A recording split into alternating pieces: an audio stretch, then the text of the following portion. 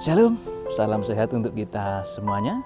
Kembali pada renungan pagi hari ini.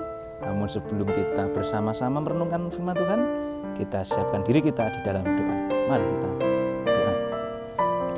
Allah Bapa yang ada di surga, terima kasih pada hari ini oleh karena cuaca yang cerah dan juga kekuatan untuk kami bisa berkarya pada hari ini ya Bapa. Dan sebentar kami juga akan menerima sabda-Mu. Tuhan berkati dan juga pimpin kami untuk kami bisa mengerti dan menerima sabda-Mu untuk bisa kami lakukan dan nyatakan di dalam kehidupan kami. Terima kasih Tuhan, hanya di dalam nama Tuhan Yesus Kristus kami berdoa. Amin. Bisa dilihat di belakang saya itu ada jelas sekali sawah yang luas, warnanya hijau dan menyegarkan. Masih di samping sana juga masih luas sekali, tapi di belakang saja ini sudah sangat luas. Nah, inilah salah satu karya Allah, yaitu anugerah alam di dalam kehidupan kita. Nah, dan firman Tuhan pada pagi hari ini diambil di dalam Injil Matius pasal 8 ayat 21 sampai 22 yang demikian. Seorang lain, yaitu salah seorang muridnya, berkata kepadanya, "Tuhan, izinkanlah aku pergi dahulu menguburkan ayahku." Tetapi Yesus berkata kepadanya, "Ikutlah aku dan biarlah orang-orang mati menguburkan orang-orang mati mereka." Apa maksud Tuhan Yesus mengatakan hal itu kepada orang yang mau mengikutnya? Padahal dia mau ikut, tetapi ya ada sesuatu yang harus dia kerjakan dulu.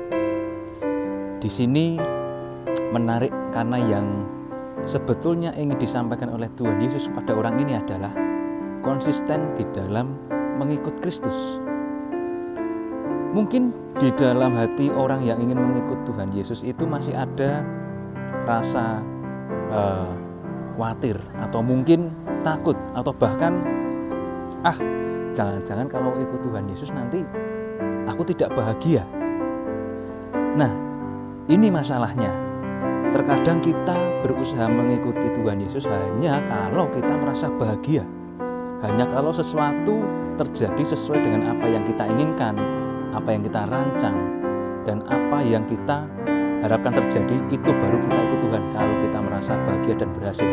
Nah, kalau tidak, apakah kita memikirkan bahwa itu sebuah hal yang tidak enak?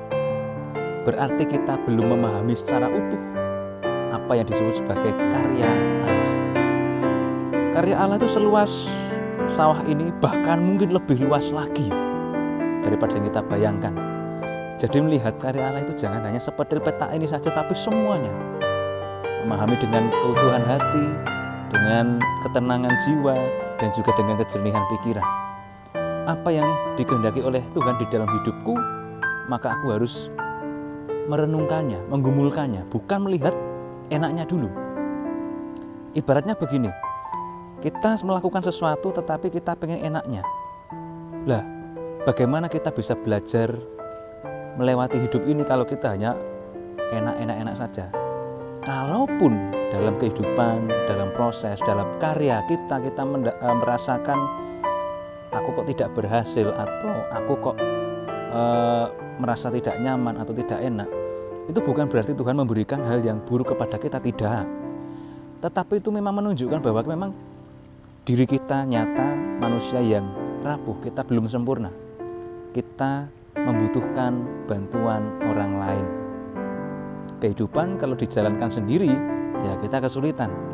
Tetapi kalau kita mengikut Kristus dengan keutuhan hati, dengan konsisten dan dengan teguh, maka karyanya bisa kita selami, bisa kita rasakan, bisa kita terima pembelajaran dari Kristus, apa yang dikehendakinya di dalam kehidupan kita.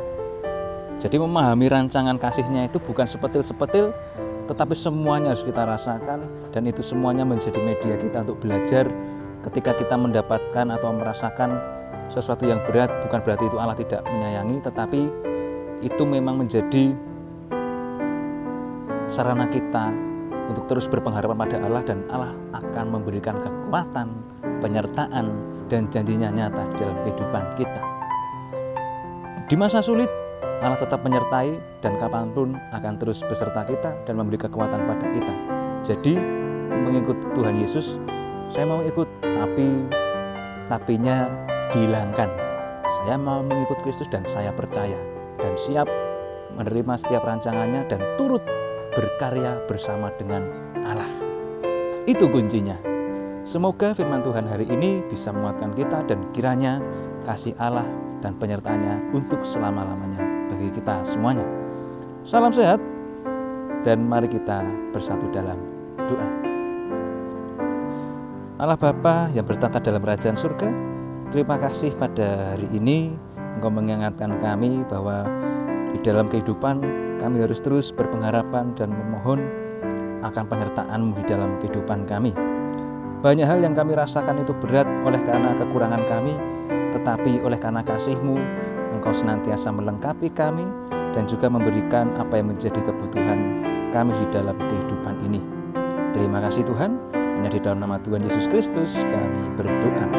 Amin.